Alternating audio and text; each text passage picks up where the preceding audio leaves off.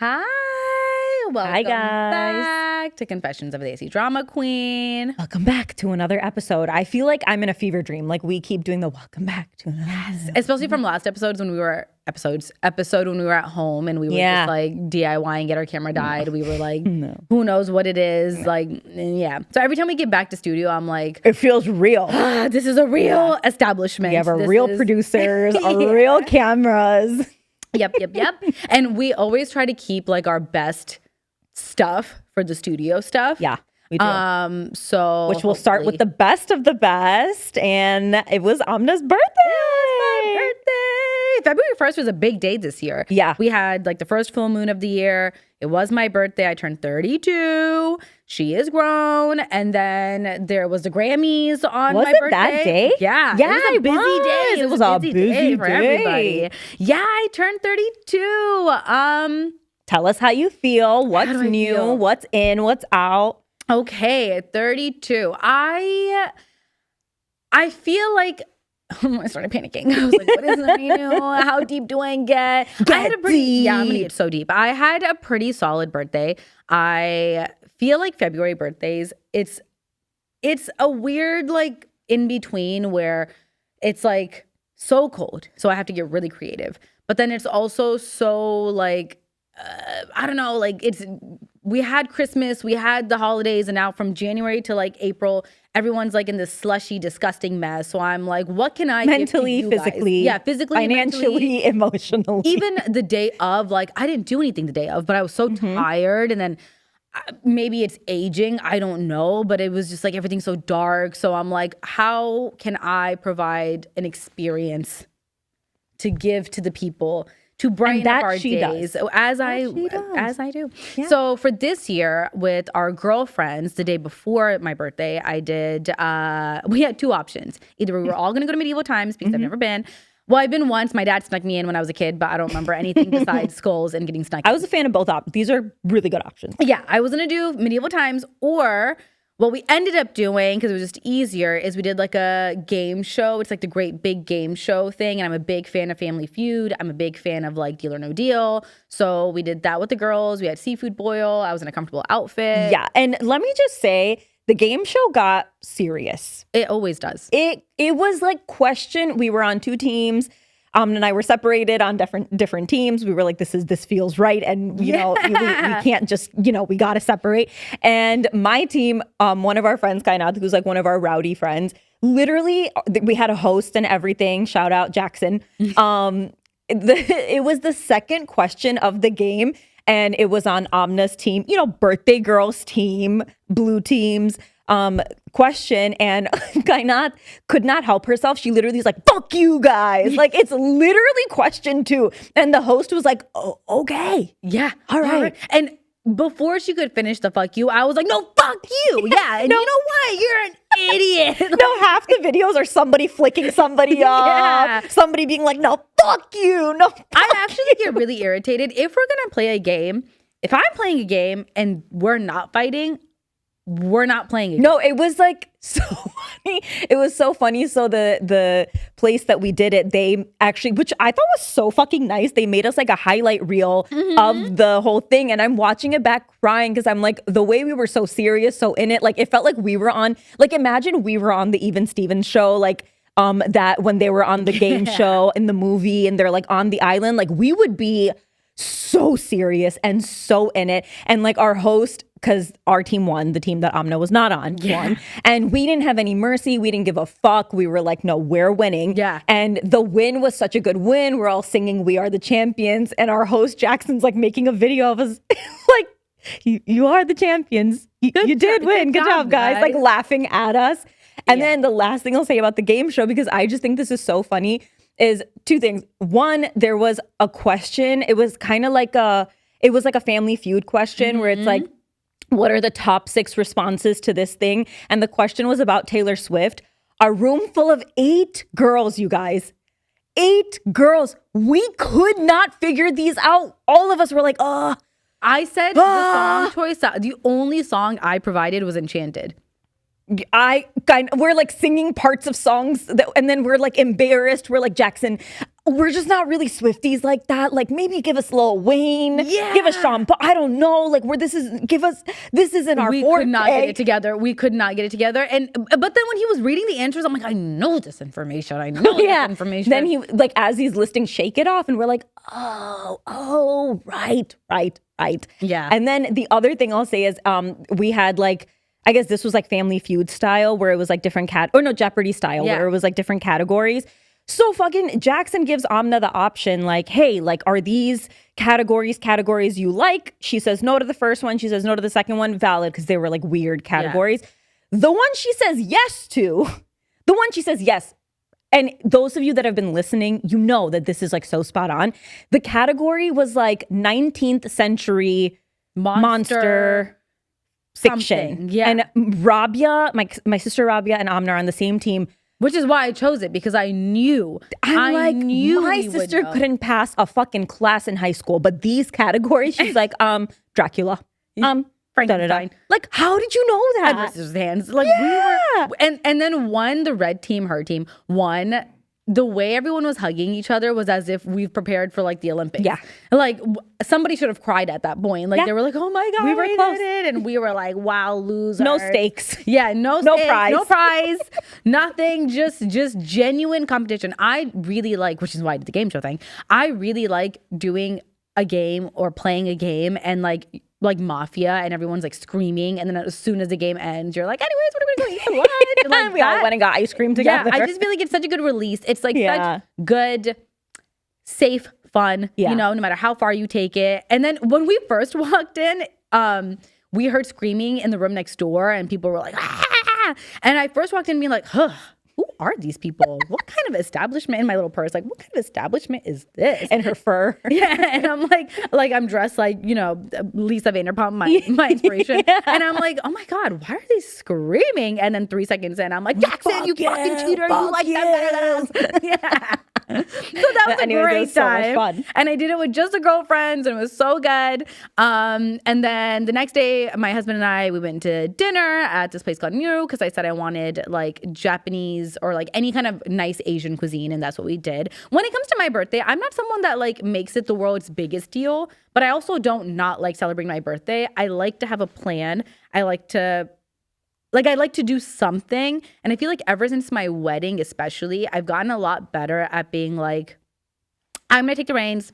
This is what we're doing. This is the time. I want it easy peasy, 2 weeks in advance, done and done. It's usually always an activity, and like so simple, so easy. Like Rabia was like, okay, so like, do you want to do like an after party? And I'm like, no, go home. Like, no, and that we like, did. It's like, guys, let's make it easy. The next day after dinner, went home. But yeah, I had a really good birthday. Leading up to my birthday, in like the day of, like I had a good shower. I had like an hour-long shower, good playlist. My playlist was like, you're like a fairy running through an enchanted forest, you know? And I was like, I literally laid in the tub and let the water just like hit me. And I was like, yeah, that is me. And I had a good cry the day before. I love a good cry. I love to just like release, even if I'm not sad. Like I just like a good cry. It is a good release. Yeah. And I feel like since my mom passed, like every birthday really is that deep where I like get really nostalgic, and I'm like, oh my God, I'm turning, like how old was she and how old am I? And like, oh my God, like I'm 32. And at 18, I thought that by 26, I'd have 4 kids. You know, I'd be living in like a nice mansion. 18-year-olds, our timeline was like 21 married. Yeah. 23 babies. Yeah. Like, please, God forbid. Yeah. 26 retirement. You know, we'll push it a little late. And now I'm like, oh my God, I'm 32, no kids. Me and my husband. I did the older you get, and I feel like everyone knows this, the older you get on your birthday, every phone call I get is like okay, Amna. I feel like I'm starting to realize with every phone call from whomever being every like, breath Amna, you take, every step you take, actually, that they're like, you know, Amna, just if you need to go to the hospital to make sure that everything's okay, you go. And I'm like, do you guys think I've not actively not been trying to do you know what I mean? Where I'm like, guys, they're like, in no world does this many years married and her age equate to like freedom and joy. And they're like sad. It's like something's going on. Like they'll all start the phone call with like, listen, we know this is a really hard time for you. And I'm thinking they're saying it because it's my birthday and my mom passed and blah, blah, blah. They're like, it's okay that you're not having, you will get pregnant. And I'm like, yeah. Yeah. You're like, guys, this isn't on my radar yet. I'm like, sure. Yeah, I'm not mad at it. Like, okay. But I think when I turned 32, same. And it's like, I personally didn't feel pressure. I really didn't. I felt like, oh my God, I'm like finally stepping into like we were talking about this where 30 feels like, oh, I'm like touching adulthood. And then 31 kind of feels like 30. And then 32 feels like 40, where you're like, oh, I'm like grown. I'm grown. Yeah. But it's a grown that like when I got to 32 and like around 32, that felt like, oh, but I'm really comfortable with me. Yeah. I like me. I like the way I dress. I like the way you start doing your makeup, the way you just kind of like fit, the way your face kind of fits when you get a little older. You just kind of like figure yourself out a little. And I remember telling my mom, because when I turned 32, my brother, everybody sat me down and was like, Sana, my husband, they're like, it's time to get serious about children. I'm like, guys, I hear you, but also I remember telling my mom, I'm like, I don't know how to, I think I've said this on the pod before actually, where I'm like, I don't know how to explain to you what it feels like to be in the position I'm in, because you never had that. At 32, you were raising a fucking 12-year-old, a 9-year-old, like you had a completely different life. So in her mind, 32 without kids sounds so empty. And I'm like, but you don't know this peace and freedom. Yeah. Yeah. And you don't know that I actively have been working towards this peace and freedom. Yeah. It's not like I've been like devastated, whatever. So I totally get it. And the 32 feeling like 40, not even in a bad way, but yeah, 32 feels like so, I feel like being 32 and having the couple years that I've had in the last couple years, especially, it feels like a good equalizer to the adults around me. Like suddenly the adults around me are not adults. Suddenly we're all the same age. And I'm like, oh, we all have bills and like, electricity problems and a sump pump. And it makes me think about like our moms, like you said, at 32, and like my dad at 32. And you know, with my dad especially, I'm like, you got married after 30. I'm doing fine. You know, like a lot of Desi dads, I'm like, you guys really don't have a lot to say considering you guys got married like 30 onward. So like, they just married like 18 to 22 year olds. I know. And they never stopped. So and it never ended. So yeah, I feel like it was a good day. It was a good time, good self-reflection. I feel like does 32 feel different? Yeah, 32 does feel more different. It does feel a little deeper, but like I said, not in a bad way. I did tell my husband, I was like, just so you know, I'm not asking you, I'm just telling you, I will be getting Botox. Oh, yeah. So just throwing that out there. But 32 feels like, I don't know how else to describe it. Yeah, it feels different, but it feels different in like a... Yeah, and I don't want to cut you off if you were saying something, but we had talked about this a little bit because, you know, we're reflecting with you guys now, but we've reflected on this 7 times already. We've gotten to 7 layers of it, 7 levels of it. We're going to come back. We're going to go forward. We're going to it's just going to circulate in this, you know, in 3 months from now, she's going to feel different than she did today and da-da-da. But I was saying that we were talking about how I think until you're in your 30s, like I remember being in my early 20s and mid 20s and being so afraid of what 30s would look and feel like. And I'd be like, oh no, like this youth that I have is going to be gone. And what will life look like? And it just like scared me. And then I got there and I was like, why was I so afraid? 30s are so much better than your 20s. So if you are like, I know some of our listeners are in high school and college and like really different and older than us too, but different phases of life. And like, I think every phase that we've gone through, we were talking about when you graduate high school or when you graduate college and you're like, my whole world is about to change. And then you get married and like you're in the wedding festivity stuff. And then you're like, oh my God, I'm moving because I'm getting married, or a new job, or literally any life change that feels like the biggest, scariest jump. It feels like that, but it's not. It's big and it's scary, but it's so worth it. And it's not scary in the way of like, oh, let me lead with fear. It's scary because it's unknown, but it's always so much better than what you think it's going to be. Always. That's so beautiful. Wow. Thank you so much. That. Oh, fuck. And there was something that you were saying midway and I was like, yeah. I was thinking about this in the car. Let it come to me. It'll come to you. It's going to come to me. Hold on. You were saying about different ages, phases. 32 is not scary. What we thought it would be like. I was thinking in my head, oh my God, what was It's gonna kill you. It's gonna kill us. It's going to eat me alive, and we're gonna cancel the episode. And you know what the worst part is? Yeah. I knew on the way here that we're obviously gonna talk about me being 32. And I have a bad habit of forgetting. And I have a bad habit of like something that we would have talked about 3 days ago, and me being like, I'm gonna make sure I talk about this. It's really important that I talk about this on the podcast.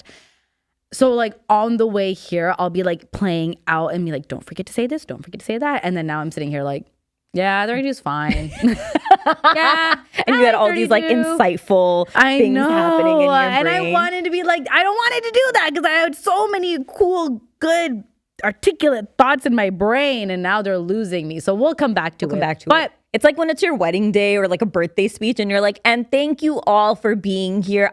Have so much fun. But what you want to say is so much better. I know. And I'm like, I'm so glad you're talking. Thank God this is a duo podcast, because I'm like, she's saying everything that's in my mind. I've been 32 longer. That is true. That is true. Dude, I do think though, like 32 to 35 feel like the same age. And then 35 genuinely feels like, oh, you're 40. You know what else is really weird? Oh, it came back to me. Yes. Two things. One, 30s and 31 to 32. I genuinely feel like for the first time in my life, as shocking as this might sound because I forget everything, I genuinely feel awake. Like I feel awake, and I feel Third a lot eye. more like, yeah, like, okay, if you want this, Amna, you have to do this. You have to act on it. And like allowing myself to feel nervous or embarrassed, or like at least let me get a chance to try. I mean, last year on my birthday, we didn't even do the podcast. Yeah, we didn't even have a podcast. We were just conceptualizing it. Yeah, we were like still discussing if I'm even gonna have the balls to put myself out there and do it. Like Sana knew I was gonna do it, but I was still doing the yeah. Let's just like talk about it. Let's see, whatever. So and then I was like, the photo shoot is booked. She's like, okay, so our first topic is, and I'm like, yeah, if we were to have a topic, it would be. So the fact that we even have this podcast, like from my 31st birthday to this birthday, has been such a whirlwind. So even that on my birthday this year, like drama queens were reaching out saying happy birthday. I was like, that's so great. I didn't realize how much, your birthday literally coincides so much with like the entire start of us doing the podcast together. And like having those conversations. And my last birthday I did in Pakistan, and that was my first time going to Pakistan since I was like 9 or 10. And then, this year that I just moved into my house, my dad and his wife are visiting me this weekend. Like my brother was in town, like, our family is doing a lot of things. Like we were actually talking today about how, on TikTok, they'll have like a 17-part series and like everybody's so locked in. We one day will need to get into that of our family, because if you listen to our last episode, you can kind of tell we're crashing out a little bit about our family. Yeah. But dude, the lore goes so deep, and we really do want to do with you guys. Like this will be our own confessions. It'll be like confession part 1 to 6. Yeah. And we'll literally walk through like the lore of all the crazy shit that's happened in our family. So definitely tune in for that. Yeah. And it never ends. So I'm always like, it's always at the tip of my mouth. I'm always at the cusp. I'm right now ready to say it all, but we're gonna wait. We're just gonna reel it back slowly in, and then we're gonna ride the ride. And when we're off the ride, then I'm gonna tell on everybody. Yeah. And so that, like, I'm so grateful that I have this podcast. I'm so grateful. And I feel like in my 30s is the first time, I don't know about 20s. And if you're doing this in your 20s, like God bless, and you're like so ahead of the game.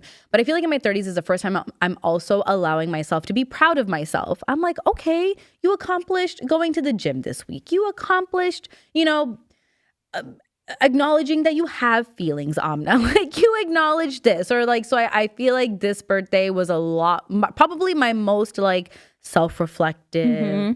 What is the growth here? Where do I want to be in the next couple of years? So yeah, I feel like my 31 to 32, I really feel like I just kind of woke up, and now I'm like, I'm ready to put myself out there.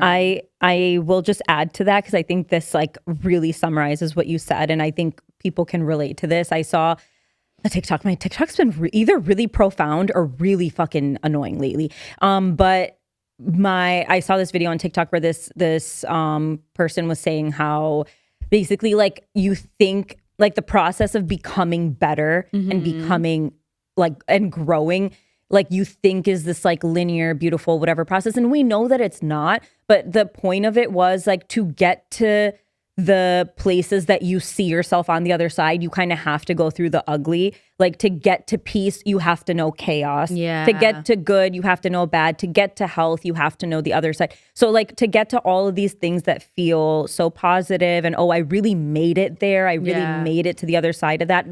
To be proud of yourself, you have to go through the ugly of like, what does that even look like? Who am I? Like that whole thing. So if you're in the process of feeling confused or like in the mess of life, that's part of getting to the other side. And you can only get to the other side once you are done being a part of that mess. And so many times where you think you're going to show up perfectly, it's not about doing it perfectly, it's doing it at all. And then when you get to the other side, you can be like, oh, so many times of me doing it at all is what made me this version of that person. Yeah, shut up. Who made you such you are on a roll today. You are saying such wisdom. I'm like, wow. She's so articulate. She has all my thoughts in her hands and she's like, and well, Amna's trying. I'm like, yeah. And I went to the game show and I cussed somebody out and Sana's like, Amna's growth. It's really showing. That's why I keep you around. I'm so glad. No, that's beautiful. And I think to add to that, there is also a level of, we were talking about this on the way here, where there's a level of heartbreak. Like I recently got into a fight with some family members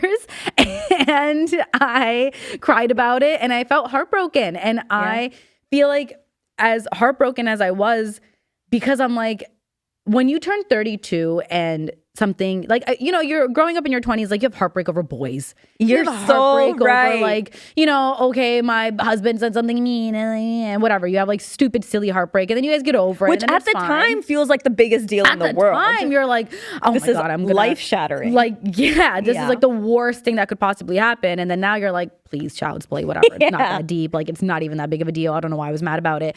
But the older you get, you almost think that you're not going to go through heartbreak because you think like, I'm older. Like, okay, I figured out the marriage. I figured out the job. I figured out this. Like, what else could get me? And of course, the universe will always throw something your way. And then the universe is like, oh, you really thought? Like, please. So I feel like to be 32 and when something feels heartbreaking, like this time when I was feeling sad, I am feeling sad like I'm a 6-year-old. Like I can identify that I'm like, this is how I felt when I was like 8 or 10, or I feel like a 10-year-old that's like getting into a fight and not being heard. And that feeling feels so big. But I feel like because I'm older or because that what you were saying, that you kind of have to get through that, it does make you be like, I don't know if this is toxic and I do this, but it's the type of shit that like will make me be like, but I have to do better. I have to be better. I have to be self-reliant. I'm only going to be self-reliant, but I can only allow myself to do that for myself if I then feel let down. Yeah, I get what you're saying. So it's and the letdowns, it's one of those things. Hard. They do hit hard, but I like, just to your point, I don't know how we got here, guys. We have like we have to talk about Bad Bunny soon. Yeah, we have to segue out of here. I was actually in my DMs with a friend, but she's like one of our best friend's cousins. And it was like a Monday afternoon at like 4 p.m. and we're like, and life and death and like these really intense conversations. And then we were like, all right, talk to you later. That was really good. That was like, fun. see Thank you so much. in 6 months. I don't know what I was going to say. Oh, no. What were we saying? You like were heartbreak, self-reliance. Yeah. I think what I was going to say was like, it is really interesting how like when you're hurt in any capacity in your 20s, you like almost don't want to acknowledge that you're hurt. You know, you're like, yeah, I'm hurt, but it's fine. Like I can, whatever, like who cares? But then the longer you do that, you'll learn into your late 20s or early 30s that then you develop anxiety. Yeah. Or like the holding in of those feelings does not bode well for your life. And then you're almost like forced to face it all And then in your 30s, I do think, and maybe this will continue to get better as we get older, which I do feel like I see so many women talking about how their 40s are even better than their 30s. Their 50s are even better than their 40s. If I'm not 60 doing shrooms or gardening every other day, reflecting on my life, hanging out with my kids and grandkids, what the fuck was the point, you know? Like every phase of women getting older, I do feel like, at least that's what we're hearing them say now, the people that are doing it in my mind right are like, it gets better and you learn more and you age, but also it comes with all this wisdom and blah, blah, blah. But in your 30s, I do feel like when we do feel that kind of like heartbreak or pain, maybe it resonates with our younger self because we're so much more open to feeling that. Yeah. Like it's okay that it's not okay to be heartbroken, but it's okay to be okay with feeling that way. It's okay to be feeling that way. And because going back to what I was saying, that when you're in your 30s, you feel like the adults around you, and especially for like us Desies, like authority is such a big deal in our culture. Dude. And like somebody being older than you is such a big deal. And it is. And obviously you should respect your elders. And that's like an important part of our culture. But it's so heavy that once you feel like you're at an equal playing field with everyone, nobody's safe. Dude, that is so... I feel better about not true. retaliating, but standing up for myself and being like, and you're going to do what about it exactly? Because I feel a lot more confident fighting the fight and being like, I'm not going to allow this to exist around me. That's such a big part. Why is that such a big... I was thinking that the other day too. Like it is such a big part of our culture to allow elders to basically do, say, move however, take zero accountability, speak however they want, say whatever they want. And I do think our generation's the first generation to be like, why do you think that you get to move that way? I don't treat you that way. Yeah. But just because they're older, I can think of literally thousands of scenarios where it's like, well, we're older. It's like, oh. And I get to. And it was done to me, so but if my younger cousin or my younger sibling or my younger whoever felt hurt by something, just because I'm older than them means I get to do that and I don't have to deal with any consequences. Yeah, I actually had something like that happen with one of my nieces. She's in college. Which is crazy. But I have nieces and nephews that are like in their late teens going into college. And with them too, like it's so weird seeing them like turn into adults and like have like real conversation. Cause I'm like, wait, what? Like you're not supposed to be you're like a Polly Pocket, you know? Like now you have like a brain and thoughts and feelings. That's crazy. But I 1,000% agree with you where sometimes the adults will say things to them that they would say to us, and we just kind of like roll it off and be like, yeah, you're right. I am fat and ugly, you know? And then they'll say it to them and they're like, why would they say something like that to me? And then I'm like, and why am I just sitting here allowing it? I know. You know? So I am proud of, it's a heavy weight to carry. Yeah. But you know, at least it led us to be funny. At least, you know, being made fun some version of character development. Seriously. And at least it let us be funny. At least we have the toxicity to think for that. There's like enough toxicity in place that we're doing okay. Yeah. Yeah. And we're here. So. And we decided, we were like, what will we do with all the pent up shit we have? We'll put on, we'll get a microphone and we're going to talk to you. We'll tell the world. We'll tell the whole world about it. And if you're a family member, I hope you are nervous. We'll put them on blast, if you're and then we'll go home. I hope you do think play twice. a vinyl and be like, well, yeah, because I'm gonna talk about it on the podcast one day, a tell-all, and then the eye contact is so crazy. Dream scenario is I'm like a 65, 7-year-old woman living on the coast of a beach somewhere, and my grandkids visit me all the time, and I've got like all kinds of vices around me, and I'm like sitting there with all my rings and my big heels, and I'm like, yeah, and I've lived life, Yeah. Sorry, my foot's asleep, so I'm like banging it around. I know, same. I feel that. My foot fell asleep. Okay. So what else happened on February 1st? The Grammys. The Grammys happened on February 1st. Oh, wait. Backing up, backtracking. From last time we were in studio when we had a confession, we have an update on that confession. So I really want us to do that before we get into... Can you do a reminder of the confession that we're... Yes. Okay. So the last time we were in studio, we had a confession where one of the drama queens reached out to us and told us how she was talking to this guy. Basically, they were friends with benefits for like 5 years, and he kind of kept her in that place just to then find out that he had a girlfriend the whole time. Yep. And, you know, our favorite thing to say is tale as old as time because that is what happens. But then when we had posted the confession, us included, and so many of the other drama queens were like, and then what? Yeah. Like, and then what? Leave it like, there? What do we do? So, because we have the best drama queens in the world, we have an update. So, okay. So, follow up to what happened after she had found out that this guy had been stringing her along as a friends with benefit situation, even though he had a girlfriend. She said, basically, his girlfriend had reached out to me on Instagram and asked me if I was seeing him. And initially, I didn't believe she was actually with him. But fast forward some time and I had a dream. Pause for a quick second, because when a girl has a dream about something, we're heading into very, very dangerous territory. Women just know. The intuition. The ancestors are speaking. So good. So she said, I had a dream that he was with her. So I messaged her back and I asked her everything. And I also told her everything myself. Long story short, this man basically did the same thing with the both of us. Same lines, same dates, same fights, same makeups, everything. Not even any creativity to the process? No. What would make any of them that creative? Okay, so long story short, the girlfriend told me to plan. Oh my God, you're gonna love this. Oh my God. Long story, this is like Sana's like a wet dream. Long story short, the girlfriend told me to plan a fake pregnancy. Just to see if he'd break up with her to be with me. Or if he'd tell her it was me, because he's brought me up in the past to her before whenever they would have a fight, because she also had a feeling, obviously. And we planned a whole fake ass pregnancy and a fake miscarriage. He did end up breaking up with her when he found out. But once I miscarried, he went back to her and cried and said he didn't ever want to leave her. I no longer talk to either of them, and she's already in the process of selling her house and moving back home and leaving him without a word. Wait. So the other girl was with him?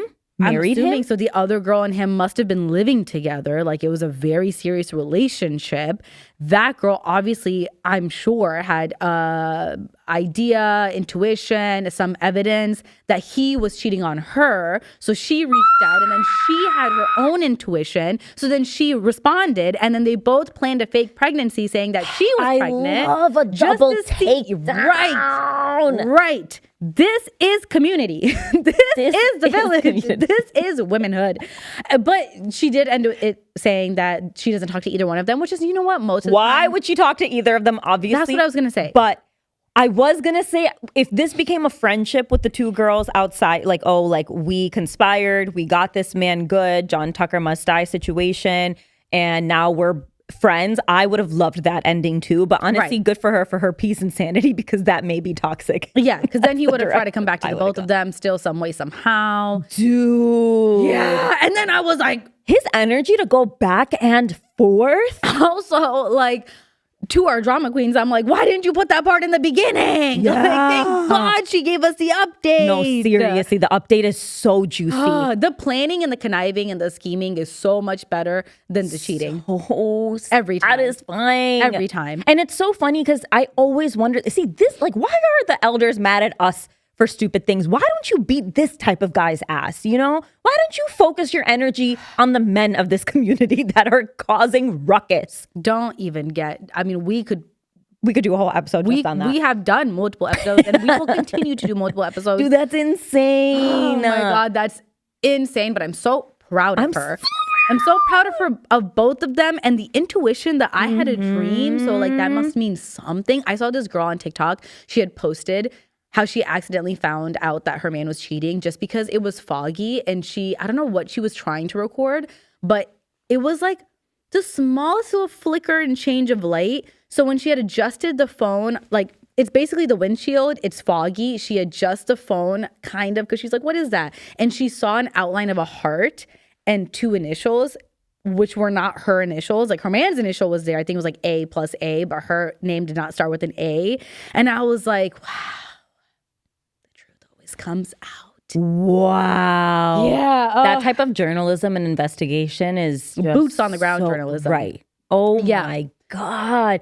Good job. Good job. Good job. So now we'll circle back to February 1st, a national holiday. So we also had the Grammys. The Grammys. The Grammys. Now, I compiled a list of all our winners. Yeah. This time, Speaking you guys, of boots on the ground journalism.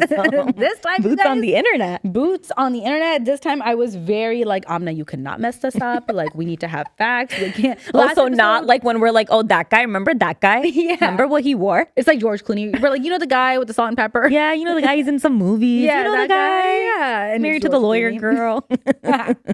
Okay, so we have to start with Bad Bunny. Bad He won the Bunny. album of the year. So proud of him. His moment of just like, I really, really, really loved watching him take it all in. Like while he was sitting and he took it all in, and then he gets on stage and he looks around, he's like really intentionally taking the moment in. Like, I don't know, that to me was so human. You know? My biggest regret of the last year has been that we did not go to his concert. And remember, we were like, when we finally were like, yeah, we should totally go to his concert in Puerto Rico. We should go.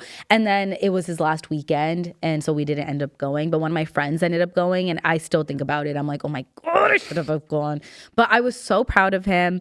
And speaking of him taking in the moment, Justin Bieber also made an appearance at the Grammys and performed a song. And performed Yukon. He performed Not just Yukon. a song. Yeah, I'm like, he did a little dance. And he performed in his little chaddi banyan. No banyan, just chaddi.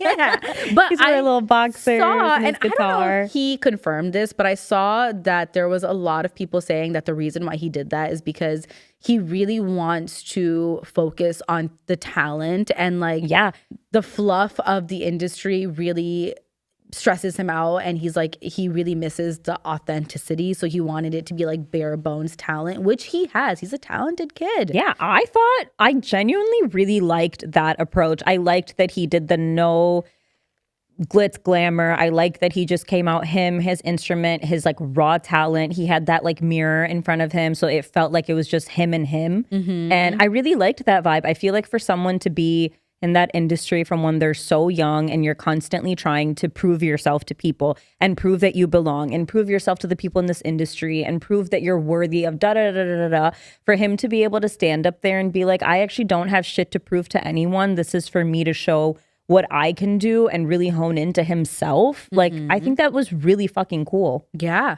he did such a good job. And it was really nice seeing him and Haley. Yeah. And, you know, I agree. I can't even fight it, because I'm like, I am a fan of Haley. It makes me feel bad for like, I mean, they're doing fine, guys. They're billionaires. They're doing just fine. But like, it does make me feel bad, like how much time and energy people put conspiring that he doesn't even like her, doesn't care about her, and it just has got to be so fucking hard. But yeah, it was really nice seeing them like, okay, cute, you know. So really happy for them. Really enjoyed his performance, chaddi and all, especially chaddi and all. Have you seen those videos of moms, and they're like our age, and they're showing their like 4-year-old daughter, you know, an old Justin Bieber music video, and they're like in awe. And really? It's like, I can't wait to do that. Welcome to my the club. God. Yeah, literally. It's so funny seeing little kids and like little girls watching, like, I don't know, Aladdin or somebody that was like a childhood crush for all of us. And then, you know, when they're like, you're like, I totally get it. Please. And okay. So Bad Bunny won Album of the Year. Very proud of him. And also he's performing at the Super Bowl. He's performing at the Super Bowl. It's like the way that the world is moving right now. I feel like this does happen often, but like the world is moving in such a fucking weird way, and all the ICE stuff is happening. And then we're seeing Bad Bunny win. It's just, it feels like such a win. Yeah. It feels like such a win culturally. And I'm so fucking happy for him. Like, to be from Puerto Rico and like do all his shows in Puerto Rico and put out this album that like he did so intentionally and doesn't have any English in it, but like literally the whole world listens to that album. It's such a well done album. Even his speech was mostly in Spanish. Like, it's really fucking cool to see that being spotlit. Yeah, it is. And like, what an incredible year for him. And he and other like Olivia Dean, like these artists she also won Best New Artist. Yeah, I was really happy for her. So happy for her. She's she so has fucking such talented. Good music. Yeah, she has such a beautiful voice, such a beautiful like aura, and for them to be even advocating for like cheaper concert ticket prices, and for Bad Bunny to, with everything going on with ICE, which like obviously fuck ICE, to make it to where he can protect his fans and then also do the Super Bowl. Like, what a good time for him. And obviously everyone, and when I say everyone that's like pro ICE, everyone that's like anti Bad Bunny is trying so hard to bring him down, and that he still is like doing focused so on him. much. Yeah, focused on his community. So much. And even his acceptance speech was so like, this is dedicated to all the people who had to leave their homes and all the things. And Olivia Dean talking about how her grandpa was an immigrant and all these things. I'm like, yeah, you could tell it's nice seeing these people use their platform to do that kind of stuff. Exactly. So that was great. Billie Eilish, Wildflower won for Best Song. So apparently, because obviously I thought this was a snub from last year. She did not win Album of the Year last year. It was such a good album, dude. It was such a good album. But anyway, so I guess she re-released Wildflower in 2025 so that, maybe not so that, but because she re-released it as a single in 2025, it was applicable for a Grammy for that reason. Because it's actually from the 2024 album. You are so good at knowing like the behind the scenes. My TikTok tells me these OnlyFans and the behind the scenes of like what put me in the room. What process it took for the film to get qualified, to get the award. Like, wow, this is journalism. This is journalism. Now, again, imagine if they put us in the room. Yeah, what we would come home with. I know. Unfortunately, it would take me a first couple rounds, because the first time they'd ask us, we'd be like, you know, maybe it would be nice if you guys maybe gave... What?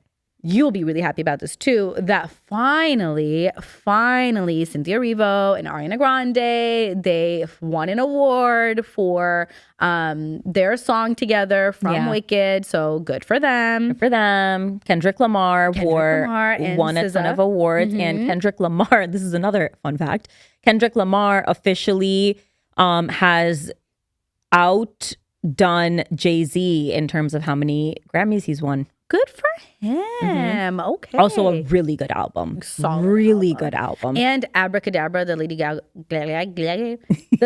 Gaga song won Best Pop Song, and that was my number 1 on Spotify. That song makes me feel you do love that song. I love that song. When I was, that's like one of that song and Zara Larsson's song are the two songs where I'm like, I actually really do need to like lock in, get serious, and I need to know the choreography. I need to know the whole thing. Dude, that's like, a workout on its own. No, actually, like I'm mad that I don't know the choreography, and I want, like, my dream scenario every time I listen to the song is I'm gonna be at the concert. We're gonna make eye contact. I'm gonna be doing the whole choreo together. You know what? They're gonna call me on stage. We're gonna do the choreo together. We're gonna hold hands. We're gonna cry. Of course. And they're gonna call me backstage. We're gonna become best friends. Yeah. And then they're gonna be on the podcast. You're invited to every concert moving forward. And that's gonna be the next trajectory of my career. Yeah. So. I do think, like, I don't know when I stopped dancing. Well, it was to Desi songs for so many years of my life, but like 4th, 5th, 6th grade, I literally remember coming home from school, doing my homework, and then dancing in front of the mirror to these songs like it was like my daily like practice. Like I'm like practicing wrong rehearsal, wrong schedule. Right. And I think I lost a lot of weight doing it too. But I'm like, why? When did I stop that? Yeah.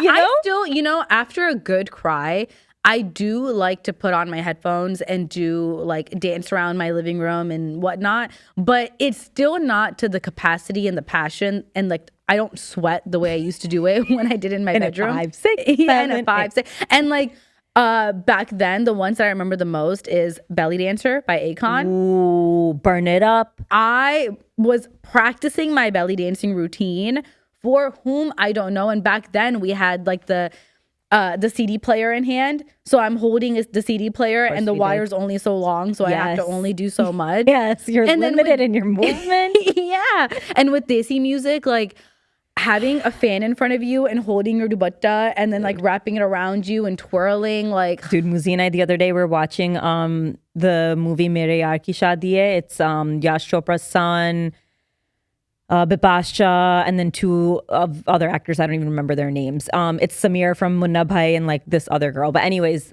do you remember that movie? Yeah. Mere Yaar Ki Shaadi Hai? So Muzi and I are on this kick of like watching these old Bollywood movies right now. But anyways, we're watching it and the song Sharara Sharara comes on and I literally am cracking up because I'm like, Muzi, I like so vividly remember it being Eid at my dadi's house. All my chachus, chachis, everybody's there. I'm like 8 to 10 years old.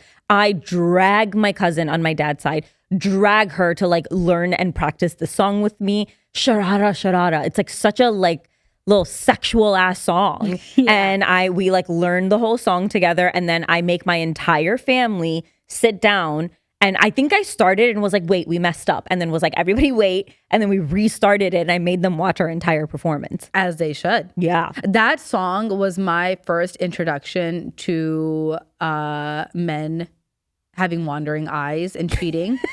Like, to me, that was my That was like real scandal. oh, men go out into the world and they, you know, fathers, husbands, uncles, and they cheat. And to me, that was, in my mind, a strip club. It was a strip club. I was like, this is what they do when they go to a strip club. The way the women are watching from up top and they're like devastated.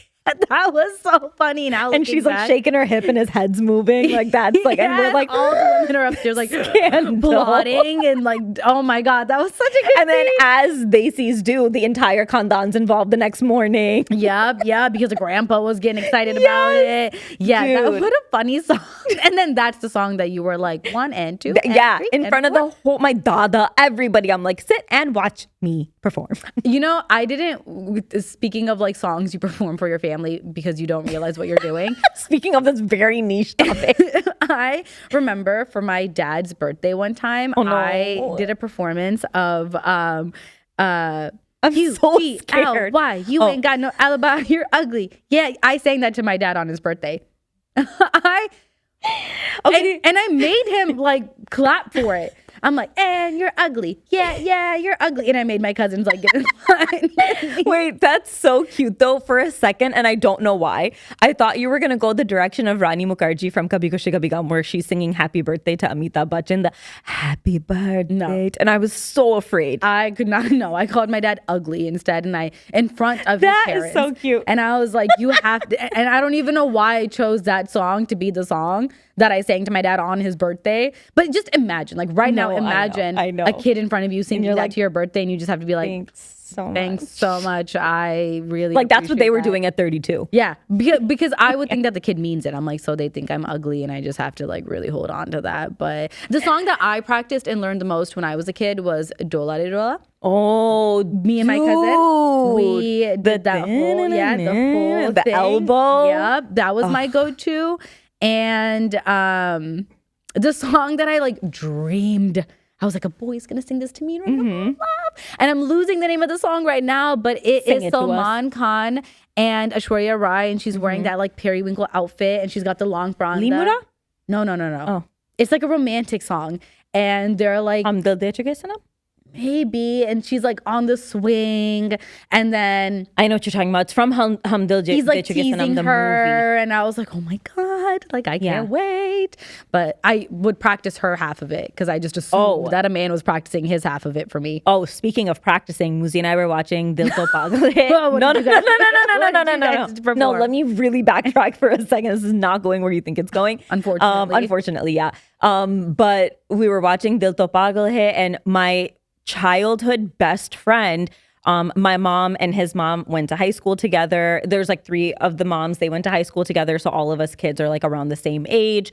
And my like childhood best friend and I were born like 3 weeks apart, so like we would do like family trips together and Dells together and all these things together. And I another vivid memory is of us having the like cassette tape to Dil To Pagal Hai, like the soundtrack, and we had played it on one of the drives to the Dells, and him and I are literally doing both parts of the fucking song. And I'm doing the girl part and he's doing the boy part. And the way I was like, this is love at like 5 or 6 or whatever is so funny. It's so cheesy. When did life get so serious? No, seriously. And now we're like fighting with our family. Yeah, and now we're getting caught up in bullshit. Just bullshit. Speaking of bullshit. I was like, okay.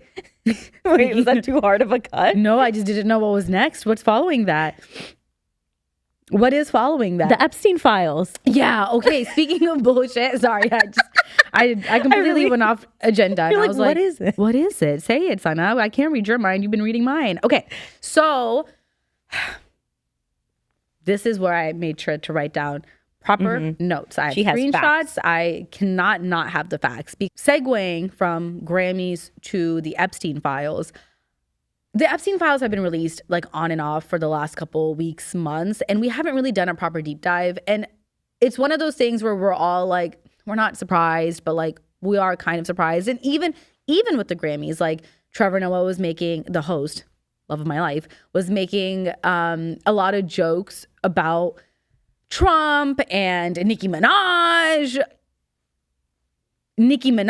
who has done a full 180. I think the best case scenario that I can even try to come up with as a reasoning for her switcheroo here is that she's being held hostage, or that like she's caught up in something, and like, but even that is not good enough. But that's like the best I can do to be like, are you stuck? Yeah, that's what I keep thinking too, because I'm like, I can't fathom that this is just who you that you just did a full switch. The switch up is crazy. You did a full switch and you're on stage, and then she got her gold card, her gold Trump card, which is like part of this initiative that Trump had put out a couple weeks or months ago, saying how like if you get this gold card and you have to put about like $1 million into the card. I wrote it down. What in the fucking Willy Wonka are you talking about? So in my notes. Okay. So if you have this gold card, you basically, it's like you can get your U.S. residency and citizenship expedited, and you have to people who provide a substantial benefit to the U.S. government.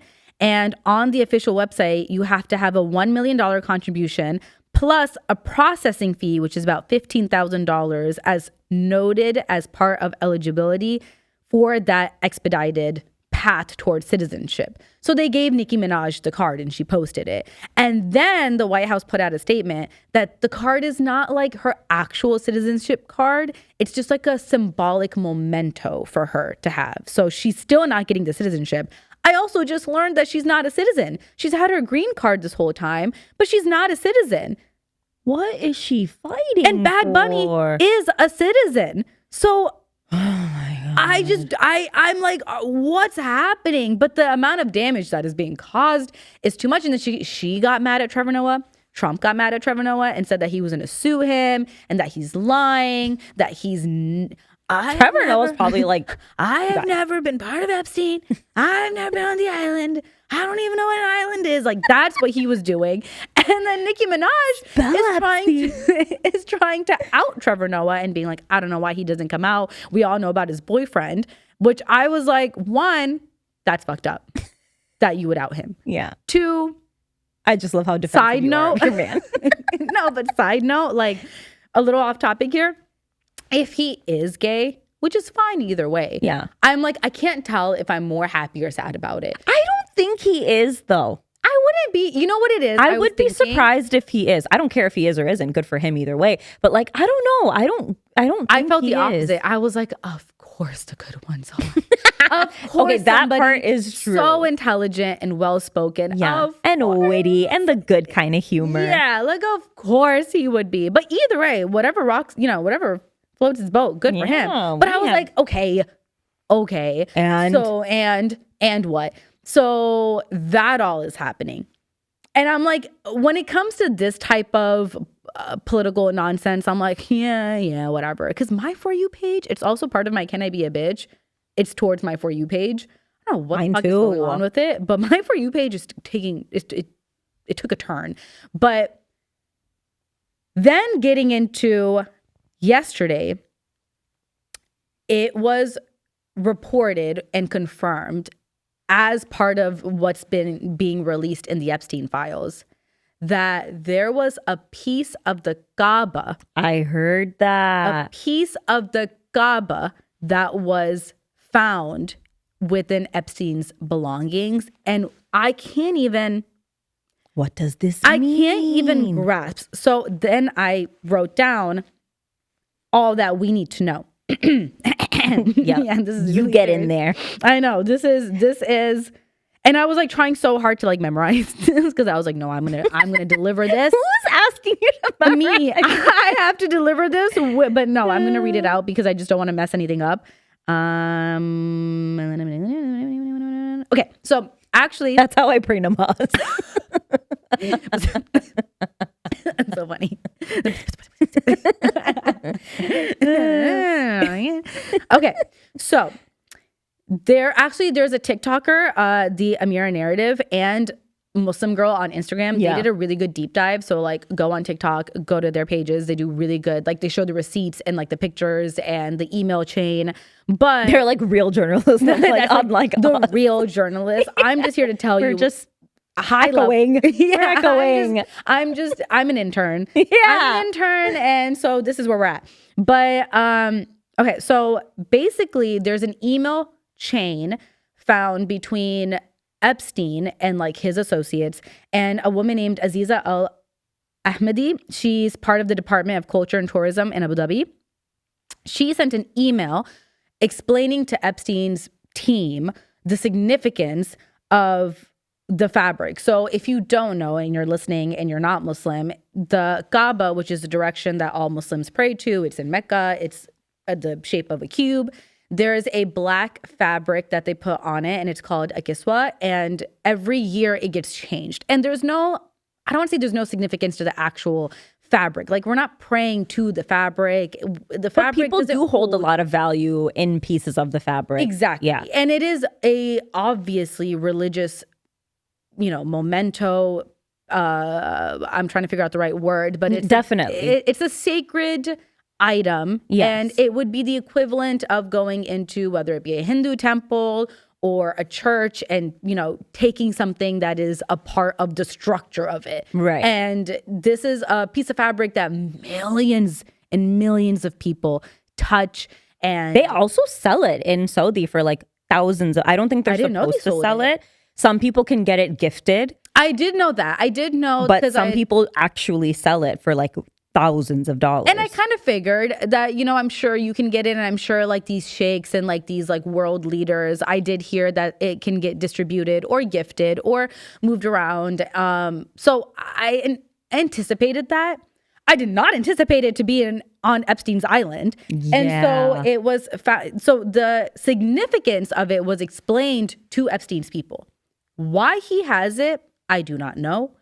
Why it's in his collection, apparently he was big on collecting religious items. To do what? And I don't like any of it. It gives me the heebie-jeebies. It's evil. It's ugly. It's nasty. What we know to be true is that he was sexually assaulting and raping children and adults and doing really, really nasty, disgusting things on that island. In my mind, it's Blink Twice. Like Blink Twice to me is Epstein's island, or like a itty little bitty piece of that. So I can't even imagine what was going on and why he would have a piece of that. It almost feels like you're trying to claim a sense of like power or claim a sense. But it's just evil. To Her me, it's explanation of it was not like, oh, this is a gift from us. Here's the explanation. It was like just an explanation. It was just an explanation of what the significance holds. And she mentioned that it's like covers the Kaaba, millions of people, touch the Kaaba, and all, you're like, everyone tells you, like when you go to the Kaaba, like all your duas. When we have friends that go to Umrah and Hajj, and they'll be like, send us your duas, send us your prayers. You know, we'll pray for you guys there. So I'm like, to have any type of religious anything. I wonder what else he. Oh no, this is like. And then after the Diddy stuff, like I don't know that I can go down another rabbit hole of this type of like darkness. Dude, I've been going down that rabbit hole, and I'm like thinking of all the religious leaders, and there's a bunch of sheikhs that are also coming out on the Epstein files. I don't doubt that a bunch of sheikhs are weird as fuck creepy. And I hope that of all of this, something that is coming out, and we all, not just as Muslims, but like everyone just starts to have a little bit of discernment and stop romanticizing and this power. Putting on a pedestal these leaders that just because you have the title to always assume that they know best. Especially the ones that were born into wealth. Like I think the wealth and power thing like equates to some level of boredom that then equates to like the creepy weird shit going on. It's like my people on TikTok were talking about this too, that like for the uber wealthy billionaires, trillionaires that have been billionaires for like generations, that their levels of dopamine and like what gets them off is so fucked and so beyond anything. Like there is actually every time I think like it can't get worse. It cannot get worse. It gets so much worse. And I can't even imagine the type of like, I want to say karma that is going to like one time, this is so stupid, but like one time when I was in New Orleans, because New Orleans is very like, you know, there's a lot of spirituality and, witchy, you know, witchy, voodoo-y, you know? And so I went into the store and I was that like... we'll walk right into. Yeah. And I was in the store and I was like trying on like necklaces and bracelets and stuff. And then this guy who worked there came up to me and was like, oh my God, like, you know, like don't touch it. And then I looked up and I saw the sign and it was a shrine. It was a shrine, and I'm putting everything on. I'm like, oh my God, that's so cute. And like, Mustafa, you like it? You think I should get it? And I was like, oh fuck, like this is. And then I was like, I'm so sorry, like putting everything back, like, oh my God, like, like I'm so sorry. So I'm like, and I think about that often, and I'm like, if that is sitting heavy on my chest, that I accidentally was shopping from a shrine, and I don't even know what the intention of the shrine was. I can't even. How do you sleep? I mean, no. That's the question. Like here, that is anyway. So that's fucked. That's what I had. That's what I've got for us, guys. I think you got us through. Yeah. Yeah. Can I be a bitch? As if I have it. Can I be a bitch? Do you have yours? Yeah. Okay. Mine. Easy. Like I've just had a love-hate relationship with social media lately. I generally am someone who like loves posting on my stories, and I'm always scrolling in between whatever. And I don't know, like I can't figure out if I'm not enjoying sharing or if it's like I'm over consuming. Like I can't figure it out, but so many times I genuinely am just like, I'm just not having fun with it anymore. I used to really enjoy just sharing stuff, and I felt like it was really fun to share stuff and see other people's lives and right?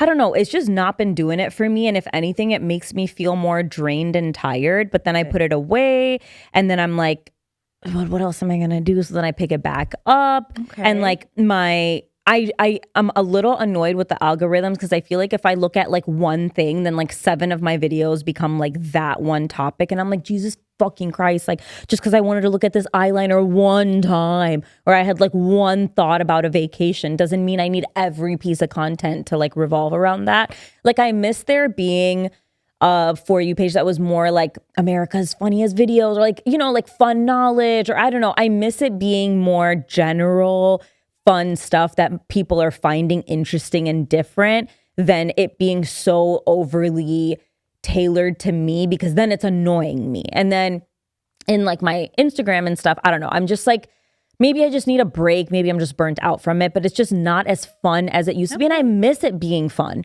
Yeah, I think everybody needs a break. Yeah. I think everyone gets a social media break and everyone goes through waves of that. But that's For sure. Everybody goes through waves. When I have like, it's happened twice in the last week. When it doesn't matter how bad of a day I've had, if I have a good, funny For You page at night, I've had a good day. Same, and, dude. And as I'm going through and it's super funny and I'm like crying, laughing because it's like a squirrel fighting a bird or something stupid or like stealing a nut from somebody, I am like in the moment like, oh, this is such a good Dude, the laugh that comes out of me or the joy that comes out of me when I see something that like really made my day. Yeah, it like genuinely brings me so much joy. But on the exact same other hand, when I see stuff that's just like, I go into a rage. I'm like, this is so fucking annoying. What a waste of time. They're fucking rotting my brain.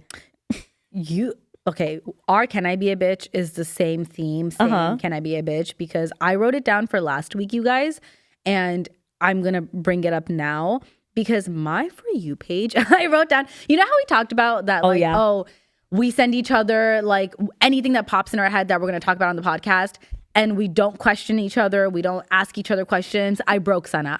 She sent me a list of things that normally, again, never question it. Never. I'm like, are you good? Like, I'm like, okay, we'll talk about it on the podcast. Cool, fun. It's just like tidbits of her brain coming out into our text thread. She sent a few and I was like, what the actual fuck is going on? I sent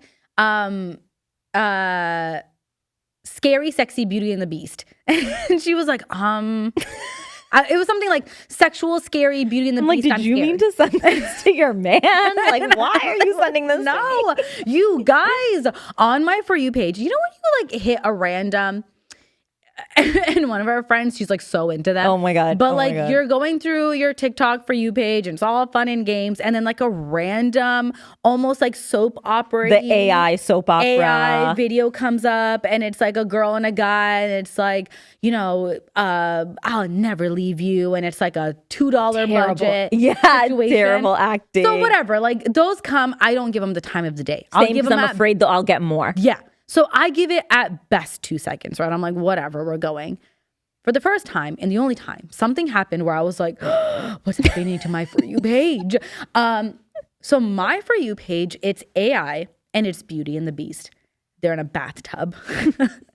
And it's so sexual. It's so sexual. They're showing everything. It's basically like a porno of Beauty and the Beast. And it's all in AI. And I obviously opened the comments because I'm like, what? And everybody in the comments is like, I'm scared. Like, why are we all here? What the fuck just happened? And I was like, how did I get here? Is that allowed? That's what I'm saying. I'm not allowed to say like the word gun. I can't say stupid. And you guys are showing me scary, like Beauty and the Beast, smut porn, and not even like the good kind. Like you're showing me something scary. Like I don't like it. I was so uncomfortable, but I couldn't look away. And I was deep in the comments, and we were all scared. And then I watched not the whole thing. It was like 30 seconds long, but it's like the same storyline of Beauty and the Beast. And then because I sat there for like 10 seconds, I was like, fuck. Now my whole For You page is gonna be like weird sexual, like what's going on.